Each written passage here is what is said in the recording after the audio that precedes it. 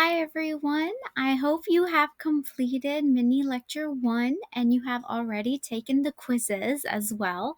And now you are here in mini lecture 2 to talk more about our creating sustainability with ecological footprints. Let's keep going. All right, again, since we are in the same unit and the same curriculum unit, we are still have the same standards and objectives for this lesson as well, since it's a continuation.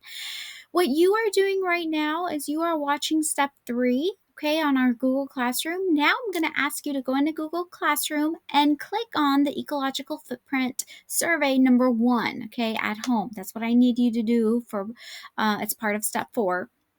And this is what it will look like once you are there, all right? So make sure you have this survey up and running so that we could talk more about it.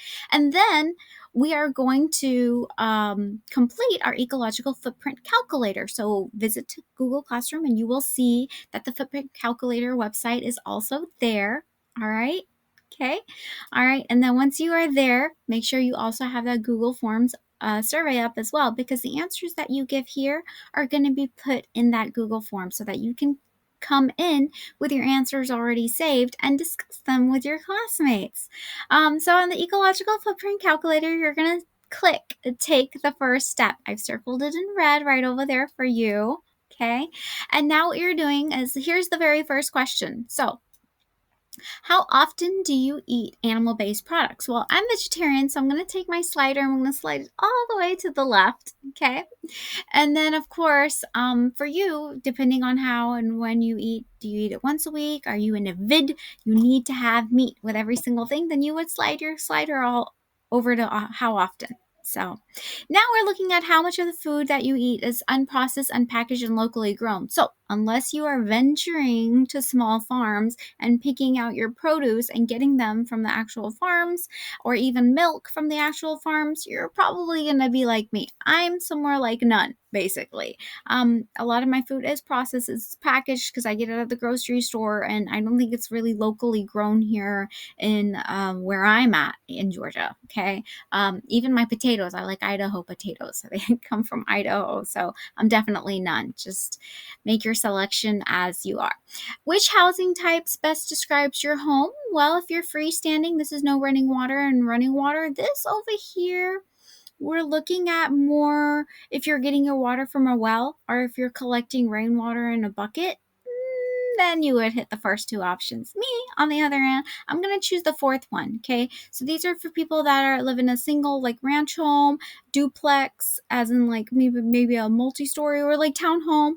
All right, that's what the third option is. Luxury condos are more if you're, like, more like have an elevator inside your home or whatnot, okay? Then we're probably looking at those luxury factors, or if you open the curtains with, like, a remote control or whatnot. All right, that's what we're looking at more.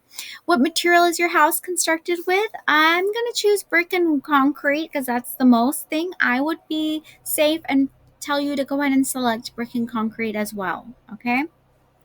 How many people live in your household? Choose accordingly. Your numbers, slide it on over. What is the size of your home? This one you might not know, so you might have to venture to Google, and that's okay. You're going to venture to Google, type in your particular address, and when you type it, most of the time on things like Trulia or Zillow, it's going to give you the square footage of your home, okay? Try venturing over there and see what that gives you. All right, do you have electricity in your home? I'm just going to answer. A lot of these questions are going to be like that. This is the very last slide I'm going to go over with you guys, but you will continue the rest of the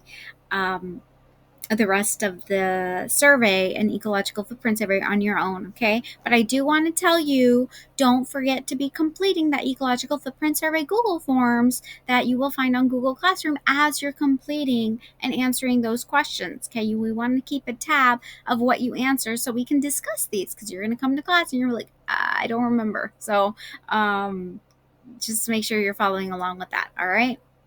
And I just want to thank everyone.